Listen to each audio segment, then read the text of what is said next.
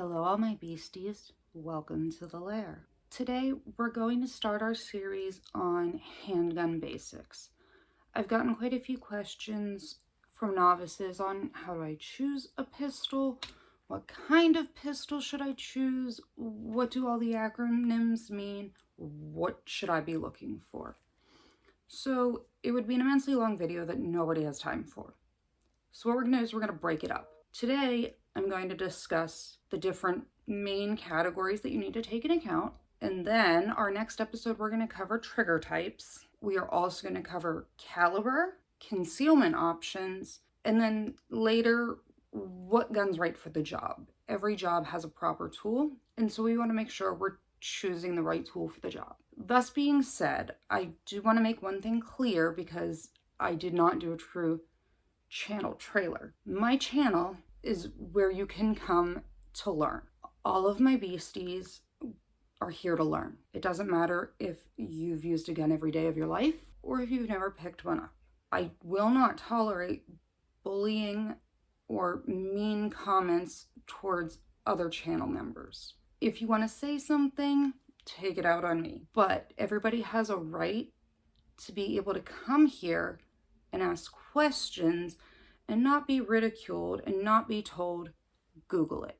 Google is not a PhD program, and watching several videos on YouTube or Google in no way makes you an expert. So now that's been said, let's get on into it. Hello, all my beasties. So in our first episode of choosing a handgun, we're going to cover the basics. There are 5 main types of pistol. Single barrel. There are 5 main types of pistol. You have single barrel, multi-barrel, revolver, semi-automatic, and automatic.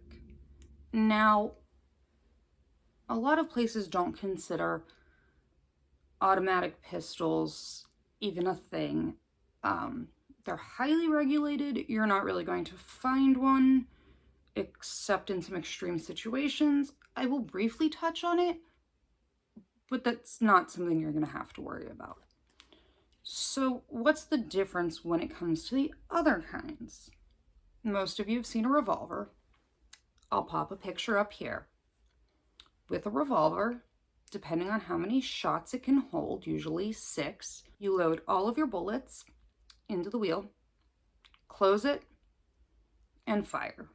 Once you've fired, your barrel turns, and then the next bullet is available. You're limited by the number that it can hold. You can reload them fairly quickly, but it takes a lot of practice. It takes a lot of practice to reload with any amount of speed, and most people will never be on the level of someone like Jerry Mishulik, who is a master with them. The nice thing is you don't need to worry about a magazine or making sure it's seated well. They can be a little bit more user-friendly in that regard. Then we have semi-automatic pistols. You can have a single shot pistol, you can have a single barrel, you can have a multi-barrel. Most people have never seen a multi-barrel pistol unless they're talking about a Derringer. They are traditionally an outdated style of handgun. You can find them. There's some niche manufacturers. Again, there's Derringer. And there are some boutique manufacturers where you can get them. But by far the most common is going to be the single barrel, single shot, semi-automatic handgun. So now we can break that down even more. When you're looking at handguns, you're going to have a full size, and then generally a compact and a subcompact. Why is this important? Some of it matters because it decides and can dictate your method of concealed carry. It also has a large part in the amount of recoil your pistol has out of the box and how user-friendly it is. You'll hear people say, I don't like a certain caliber because it has too much of a kick. When they talk about kick, they are referring to the recoil you feel. This has less to do with the caliber and more to do with the weight of the pistol. So a subcompact is always going to, well, I shouldn't say always. All my law people can tell you we don't use terms like always and never because someone will find a situation.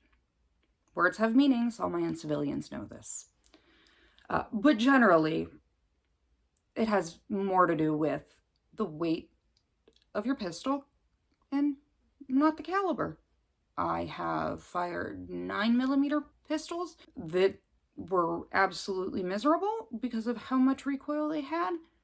And as you've seen in some of my pictures, I do own a 44 Magnum Desert Eagle and a 50 caliber. They do not kick nearly as much as some of my smaller pistols, but they are a much larger caliber. So we need to take that into account. So now we have to decide what size we want. Another thing I hear a lot is your size dictates your carry pistol. You're going to see that couldn't be farther from the truth. You just have to know how to carry it. If you know how to concealed carry, you can conceal just about anything. That's just a learned skill. So if we're looking at the different sizes of pistol, I am a full-size girl. I have fairly large hands for a female, and I don't like how subcompacts and compacts fit in my hand. It's uncomfortable. It can do something called bite, which is where the slide catches your hand right here, depending on how you're holding it. And with some of these compacts and subcompacts, you don't have much of an option. Not a fan. I personally carry full-size pistols generally.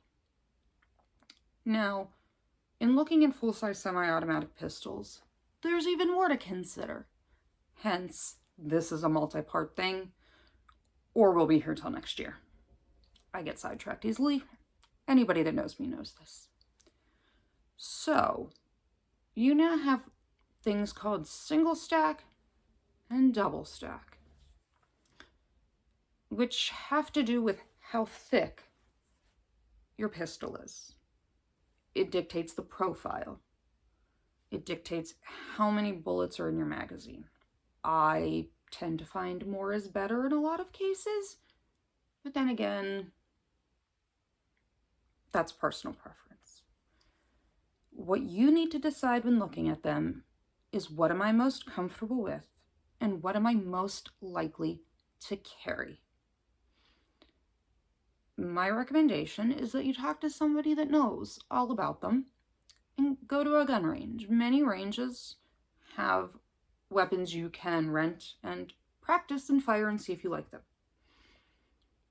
If you don't like a subcompact pistol because it bites, it's not comfortable in your hand, you don't feel secure with it, you're not going to carry it.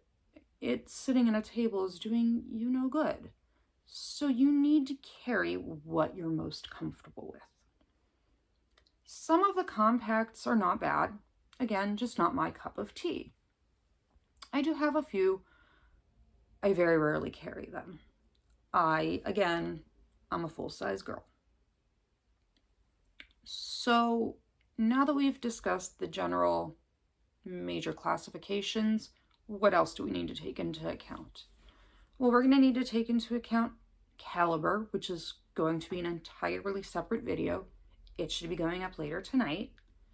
We are also going to cover the difference between polymer, and yes, I refer to Glock as the gun that Tupperware built. I am aware there are many composite weapons. I do own some. I'm not making fun of Glock owners. Well, maybe a few. But they're special cases. They're just not my preference. I prefer a heavier firearm. I have less recoil to worry about than even as a very experienced shooter. Shooting one-handed is a lot easier if you have a little bit of weight. So we need to take into account caliber. We need to take into account trigger. So that's its own video. but I will briefly touch on it. With pistols, you will have a single action pistol, a double action pistol, a single action / double action pistol, and a striker fire pistol. There are also several outliers to this, but they are the exception, not the norm. If you are looking for one of these rare types of trigger pull firing pistols, you don't need this video. You probably have a decent knowledge because no beginner is seeking out the most obscure gun they can find. So we need to look at trigger type, we need to look at purpose, and we need to look at caliber. So, okay. With all that being said, that's a lot to digest. Like I said, we're going to break this down. If anything I say to you does not make sense, please leave it in the comments, leave it on my community tab, leave it on my Instagram. I will gladly address it. If you're concerned about publicly asking a question, go ahead and send it to me in a DM. All my information's linked below, and we will cover it. Like I said at the beginning, my comments are a place for discussion. Don't be rude. I hope you all have a lovely day, my beasties. And until I see you again down here in the lair, bye.